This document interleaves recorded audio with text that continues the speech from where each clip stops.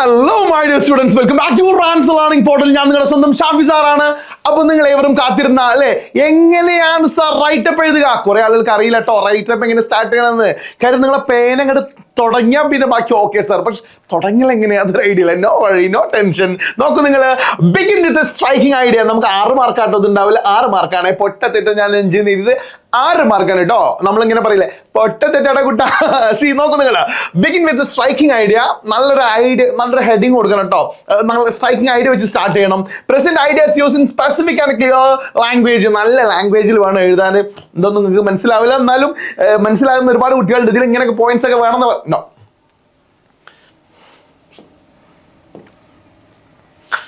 Hello my dear students, welcome back to Rans learning portal. ഞാൻ നിങ്ങളുടെ സ്വന്തം ഷാഫി സാറാണ് മക്കളെ. അപ്പൊ നിങ്ങൾ ഏവരും ആകാംക്ഷയോടുകൂടി കാത്തിരുന്ന റൈറ്റപ്പിന്റെ വീഡിയോ ആട്ടോ മക്കളെ വന്നിട്ടുള്ളത്. So get ready. സി നിങ്ങൾ ടെൻഷൻ അടിക്കേണ്ട കേട്ടോ. അപ്പൊ റൈറ്റപ്പ് എങ്ങനെ സാറേ എഴുതുക?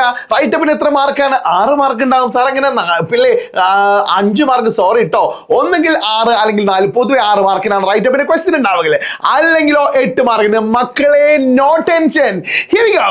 അപ്പൊ നോക്കാം, നമ്മൾ നല്ലൊരു സ്ട്രൈക്കിംഗ് ഐഡിയ വെച്ച് സ്റ്റാർട്ട് ചെയ്യണം.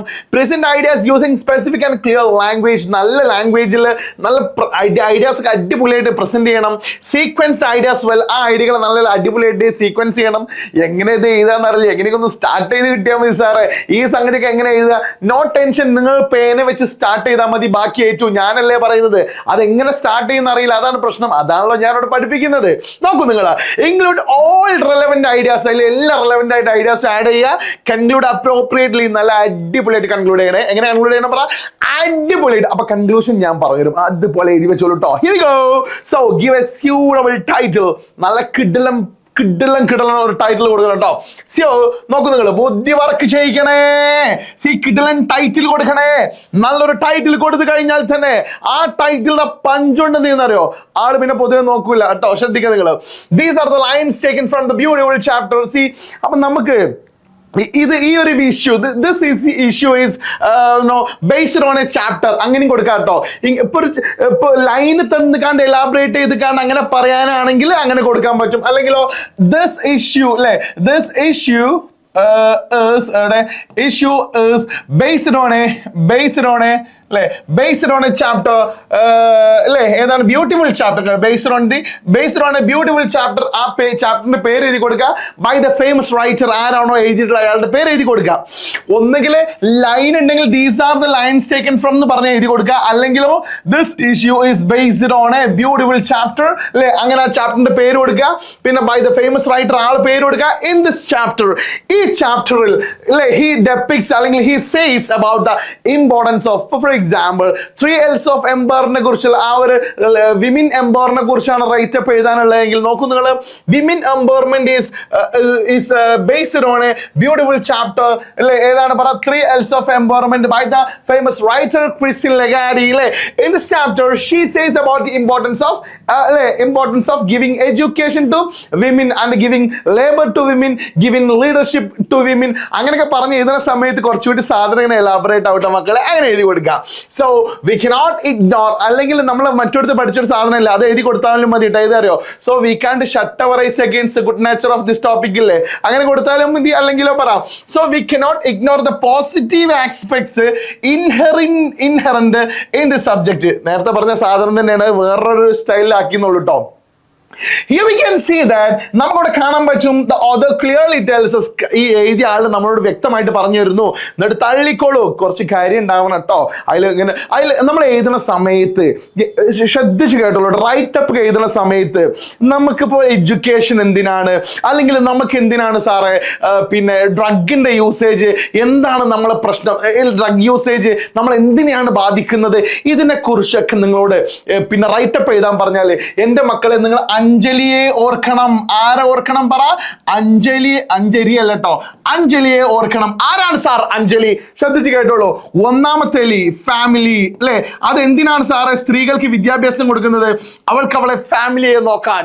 എന്താണ് സാറേ ഈ ഡ്രഗിന്റെ പ്രശ്നം എന്താണ് വരിക? അത് നമ്മളെ ഫാമിലിനെ ബാധിക്കും. സി രണ്ടാമത്തെ ഏതാണെന്നറിയോ? സോഷ്യലി അല്ലെ.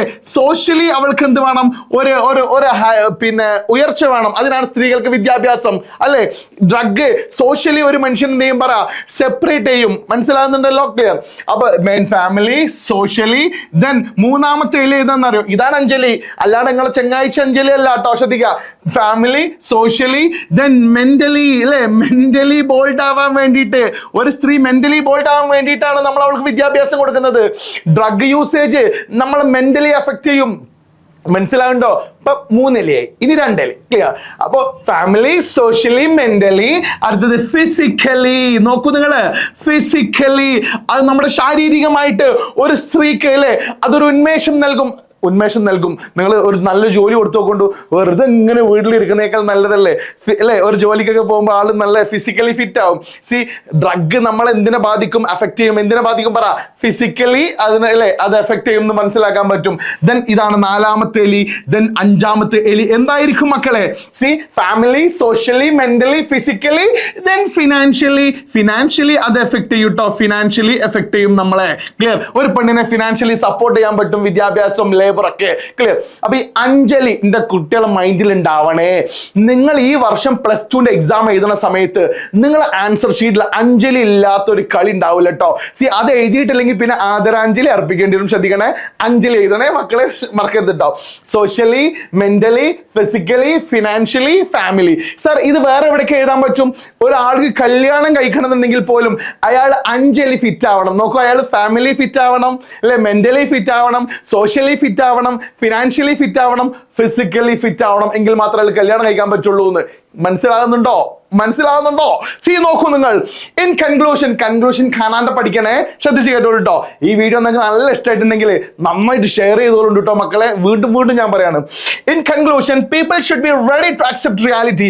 ജനങ്ങൾ റിയാലിറ്റി മനസ്സിലാക്കാൻ തയ്യാറാവണം. ഏത് റൈറ്റപ്പ് ആണെങ്കിലും ഇത് കൊടുത്തോളൂ കേട്ടോ. ഇനി നിങ്ങൾ റിവ്യൂ എഴുതാണെങ്കിലും കൊടുത്തോളുണ്ടോ, എസ് എഴുതാണെങ്കിലും കൊടുത്തോളുണ്ടോ. എല്ലാവരും എന്ത് ചെയ്യണം? റിയാലിറ്റി മനസ്സിലാക്കണം. All are prejudiced. എല്ലാവരും മുൻധാരണ വെച്ച് നടക്കുന്ന ആളുകളാണ്.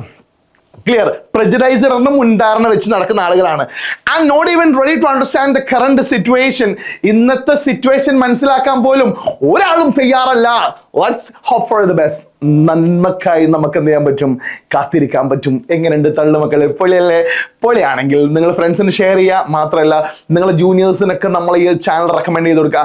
പല ആളുകളും കോമന്റിൽ വരുന്നുണ്ട് അൺറേറ്റഡ് ചാനൽ എന്നൊക്കെ പറഞ്ഞുകൊണ്ട് വരുന്നുണ്ട്.